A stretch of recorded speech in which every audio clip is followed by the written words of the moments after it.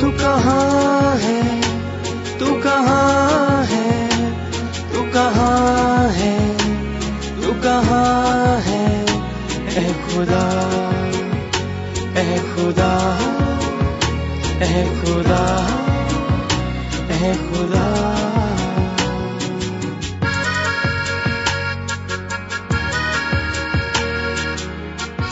خدا کی تلاش۔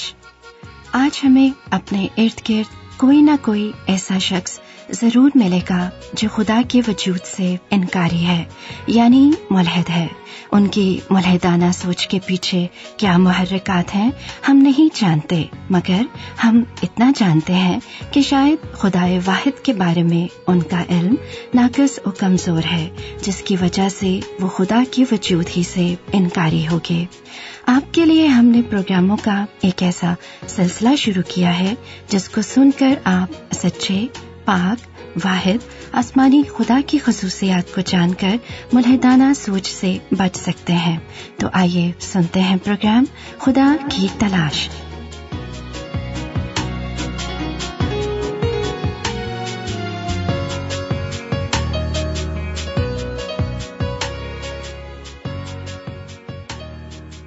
انسانی فطرت ہے کہ وہ اپنی قیمتی چیزوں کی ہر حال میں حفاظت و نگہبانی کرتا ہے۔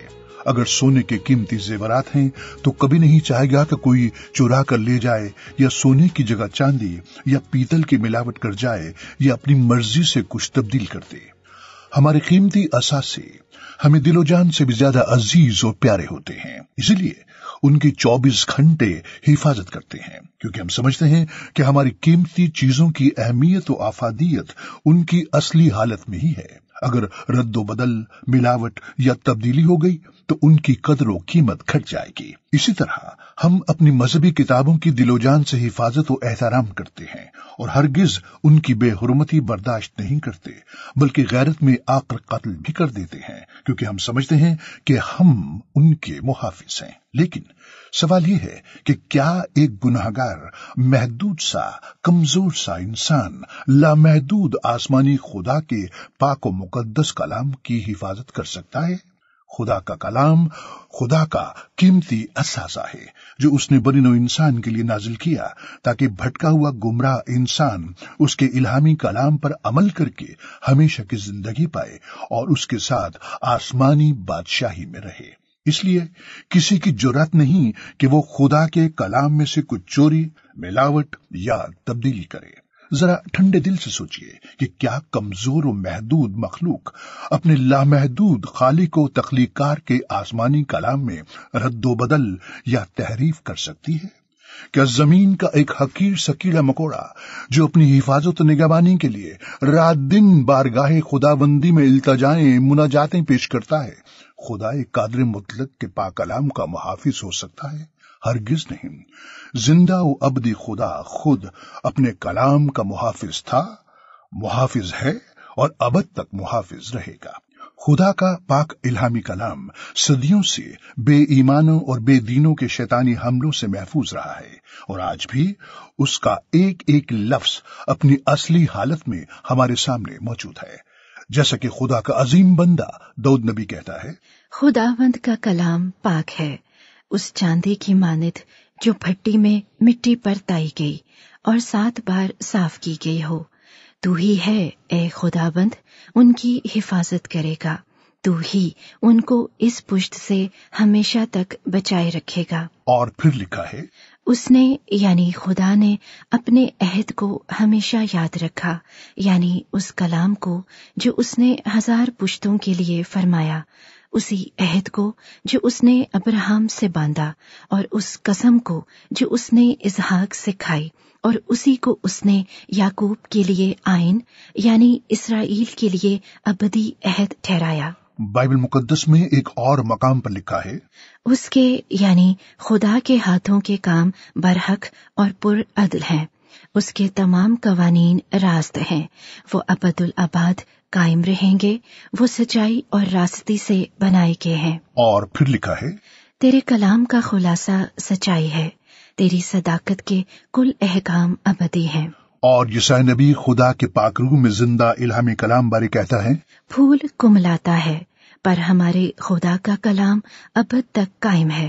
آپ نے پاک کلام کی شہادتوں اور گواہیوں سے سنا کہ خدا کا کلام ابد سے پشت در پشت خدا کے نیک بندوں کے دل میں بستا ہے، اور جب کوئی متعصب انسان خدا کے پاک کلام پر حملہ کرتا یا نازیبا زبان استعمال کرتا ہے تو مسیحی لوگوں کے جذبات مجروح تو ہوتے ہیں، مگر وہ جوابی حملہ نہیں کرتے، کیونکہ وہ سمجھتے ہیں کہ خدا اپنے کلام کا خود محافظ ہے اور بے حرمتی کرنے والوں سے بدلہ وہ خود لے گا، بلکہ وہ ان کے لیے دعا کرتے ہیں کہ خدائے رحیم و غفور ان کے بند ذہنوں کو کھولے تاکہ وہ ابدی اور مستند کلام کی سچائی کو جان کر اپنے رویوں کو تبدیل کریں۔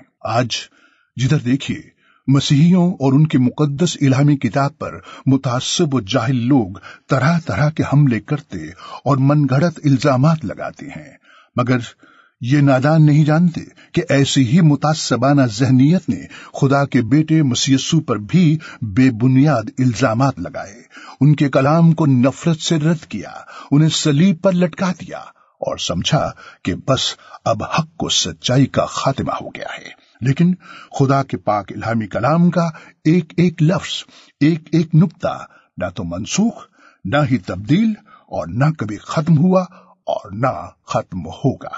اس لیے مسیح یسوع نے فرمایا، یہ نہ سمجھو کہ میں توریت یا نبیوں کی کتابوں کو منسوخ کرنے آیا ہوں، منسوخ کرنے نہیں بلکہ پورا کرنے آیا ہوں، کیونکہ میں تم سے سچ کہتا ہوں کہ جب تک آسمان اور زمین ٹل نہ جائیں، ایک نقطہ یا ایک شوشہ توریت سے ہرگز نہ ٹلے گا جب تک سب کچھ پورا نہ ہو جائے۔ ایک اور مقام پر مسیح یسوع نے اپنی باتوں یعنی الہامی کلام بارے فرمایا، آسمان اور زمین ٹل جائیں گے لیکن میری باتیں ہرگز نہ ٹلیں گی۔ اور پھر فرمایا، لیکن آسمان اور زمین کا ٹل جانا شریعت کے ایک نقطے کے مٹ جانے سے آسان ہے۔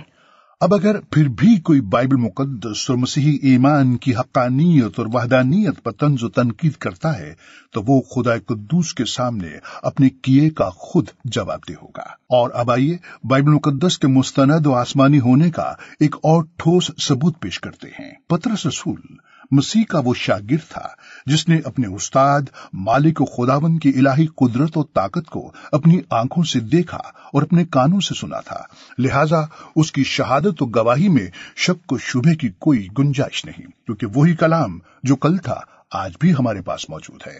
پطرس رسول خدا کے پاک روح کی تحریک سے سرشار ہو کر کہتا ہے، وہ تو جان بوجھ کر یہ بھول گئے کہ خدا کے کلام کے ذریعے سے آسمان قدیم سے موجود ہیں اور زمین پانی میں سے بنی اور پانی میں قائم ہے، انہی کے ذریعے سے اس زمانے کی دنیا ڈوب کر ہلاک ہوئی، مگر اس وقت کے آسمان اور زمین اسی کلام کے ذریعے سے اس لیے رکھے ہیں کہ جلائے جائیں، اور وہ بے دین آدمیوں کی عدالت اور ہلاکت کے دن تک محفوظ رہیں گے۔ جیسا کہ ہم نے پہلے کہا کہ خدا کا الہامی کلام قدیم سے یعنی زمین و آسمان کی تخلیق ہی سے اپنی اصلی حالت میں محفوظ ہے، بلکہ زمین و آسمان تخلیق ہی کلام کے ذریعے کیے گئے، اور پطرس رسول بھی یہی سچائی سمجھانے کی کوشش کر رہا ہے۔ بے دین و برگشتہ لوگ اس زمانے میں بھی خدا کی باتوں کا مذاق اڑاتے اور کلام کی سچائی کو رد کرتے تھے، جس کا نتیجہ یہ نکلا کہ نوح نبی کے زمانے میں ڈوب کر ہلاک ہو گئے۔ حالانکہ نوح نے انہیں راہ راست پر لانے کی بہت کوشش کی، مگر وہ اپنی ہٹ دھرمی سے باز نہ آئے، کیونکہ خدا محبت ہے اور اس کی محبت کا تقاضا ہے کہ وہ اپنی تخلیق کو گناہوں کی سزا کے سبب ہلاک نہ کرے، بلکہ وہ صبر کرتا ہے کہ اس سے پیشتر آسمان و زمین فنا ہو جائیں، گمراہ و برگشتہ انسان اپنے گناہوں سے توبہ کرے اور نجات پائے۔ اور ایسا تبھی ممکن ہے جب ہم اپنے ذہن کے اندھیرے کو خداوند یسوع کی ابدی روشنی سے منور کریں گے۔ ایک اور غور طلب بات یہ ہے کہ اگر خدا کا آسمانی کلام سچا اور الہامی نہ ہوتا تو کیا مسیح خداوند خدا کی بادشاہی کی خوشخبری کے منادی اس یقین و دعوے سے کرتے؟ اور بادشاہی کی اس خوشخبری کی منادی تمام دنیا میں ہوگی تاکہ سب قوموں کے لیے گواہی ہو، تب خاتمہ ہوگا۔ ایک اور مقام پر انہوں نے فرمایا، اور ضرور ہے کہ پہلے سب قوموں میں انجیل کی منادی کی جائے۔ अपने खुदावंद के इसी हुक्म को बजा लाते हुए मसीह के पैरोकार दुनिया के कोने कोने में खुदा की बादशाही की इस खुशखबरी की मुनादी करते हैं, ताकि भटका हुआ गुमराह इंसान खुदावंद यीशु मसीह यानी खुदा के कलाम को पहचान कर अबदी हलाकत और सजा से बच जाए। और अब आइए आपको आसार कदीमा में लिए चलते हैं। ये तो आप बखूबी जानते हैं कि आसार कदीमा की खुदाई और खोज लगाने वालों में ज्यादातर मसीही नहीं होते, बल्कि बेशतर का कोई दीन धर्म होता ही नहीं, मगर उन पर सच्चाई का खोज लगाने की एक धुन सवार होती है। इसी मकसद के लिए वो लाखों करोड़ों रुपया खर्च करते हैं ताकि दुनिया के सामने सच्चाई पेश करें। 1947 में एक बदवी चरवाहे को बाइबल मुकद्दस के पुराने अहदनामे के कुछ हिस्से इसराइल के मगरबी किनारे खिरबत कुमरान की गार से मिले। ये बहरा मुर्दार के तूमार के नाम से भी मशहूर हैं। ये तकरीबन 2000 साल पुराने हैं। इसके अलावा 1947 से 1956 के दौरान भी बाइबल मुकद्दस के तकरीबन 950 हिस्से दरियाफ्त किए गए, जो बदवी चरवाहों और माहिरीन आसार कदीमा की मुश्तरका कोशिश थी। और अभी हाल ही में इसराइल के रेगिस्तान से 60 साल बाद पुराने अहदनामे के कुछ हिस्से मिले हैं, जिसका बाकायदा ऐलान इसराइल की आसार कदीमा की अथॉरिटी ने किया है कि बाइबल मुकद्दस के पुराने अहदनामे की किताबों जकरिया और नाहूम के कुछ हिस्से दरियाफ्त किए हैं। ये सब इब्रानी से यूनानी जुबान में तर्जमा किए हुए हैं। नाहूम की किताब का जो हिस्सा मिला है वो नाहूम पहला बाब 5 से 6 आयत का हवाला है, जहां लिखा है, उसके खौफ से पहाड़ कांपते और टीले पिघल जाते हैं। उसके हुजूर जमीन, हाँ दुनिया और उसकी सब मामूरी थरथराती है। किसको उसके कहर की ताब है? उसके कहरे शदीद को कौन बर्दाश्त कर सकता है? उसका कहर आग की मानिद नाजिल होता है, वो चट्टानों को तोड़ डालता है। क्या अब भी किसी को बाइबल मुकद्दस के मुस्तनद व इल्हामी होने पर शक है? क्या अब भी कोई कहेगा कि बाइबल मुकद्दस अपनी असली हालत में महफूज नहीं? अगर फिर भी शक हो तो आसार कदीमा से दरियाफ्त होने वाले ये कदीम नुस्खे इसराइल के शहर यरूशलेम के म्यूजियम में जाकर देख सकता है। इसी तरह नए अहदनामे के कलमी नुस्खे भी हजारों साल से अपनी असली हालत में महफूज हैं। यकीनन बाइबल मुकद्दस एक सच्ची मुस्तनद आसमानी किताब है, जिसमें हिदायत और रोशनी है। एक ऐसी हिदायत और रोशनी जो अंधेरे में भटके हुए गुमराह इंसान के तारीक ज़हन को रोशन कर सकती है। बेशक खुदा ही है जो अपने जिंदा कलाम के वसीले हमें अंधेरे से रोशनी में लाता है।